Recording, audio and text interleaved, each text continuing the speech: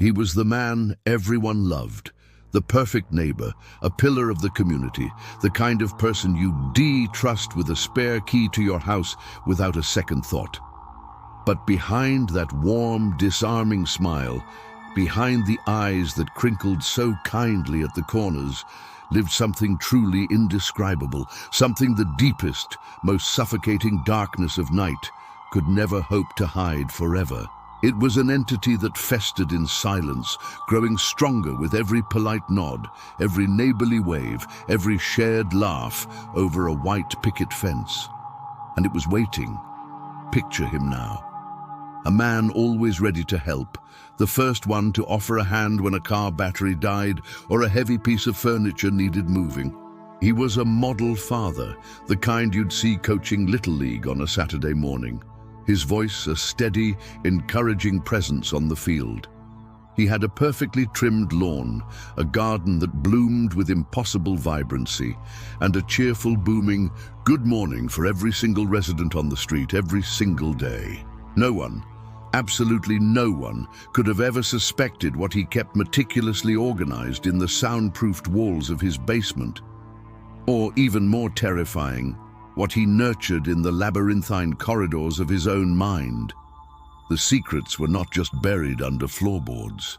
They were etched into the very fabric of his being, hidden in plain sight, camouflaged by the mundane. He built a life of appearances, brick by painstaking brick.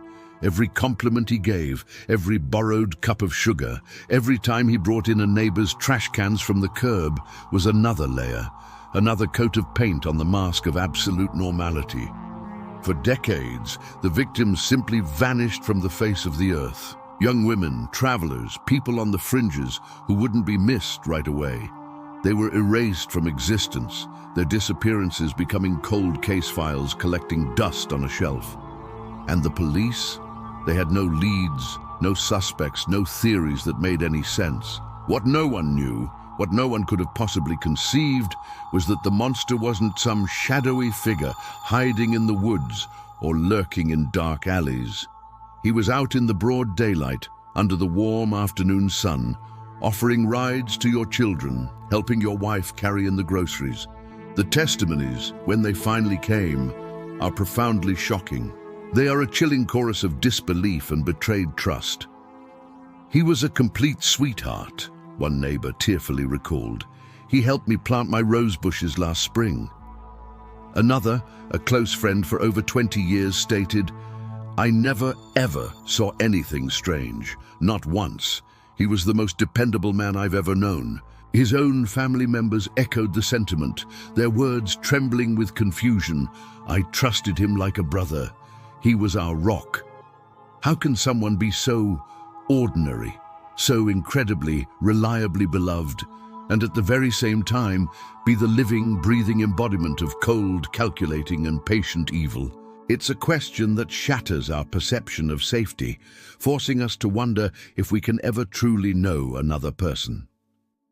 Every morning, at precisely 7:15 a.m., the same walk with his golden retriever, a friendly nod to the early risers. Every evening, the living room light on until 10:30 p.m., the soft blue glow of the television screen visible through the curtains, just like any other family winding down for the night. But the sounds no one heard. Or perhaps the sounds they subconsciously chose not to hear. A distant rhythmic dragging from the garage late on a Tuesday. A profound, unnatural silence that seemed to swallow the house whole on certain nights. An absence of noise that was more unsettling than any scream.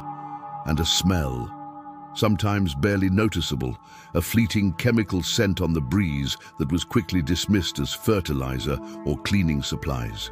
The truth, the horrifying, world-shattering truth, only came out because of one tiny, seemingly insignificant detail. A piece that didn't quite fit into the jigsaw puzzle of his perfect life. It was a crack in the pristine facade, a single thread pulled from the elaborate tapestry, which caused the entire fabrication to unravel, exposing the deep, cavernous rot that had been festering underneath for years.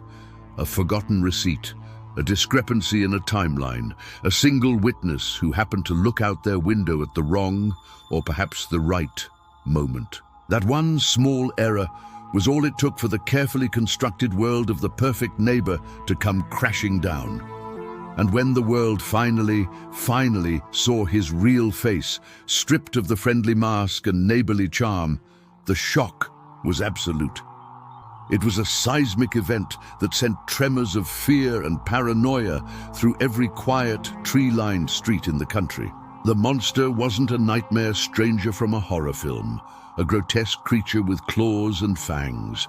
He was the neighbor, he was the friend, he was the family man. His eyes, once so gentle and trustworthy, now revealed a frozen, horrifying emptiness. A bottomless black abyss that reflected nothing but the cold void within. What really hides behind the door next to yours?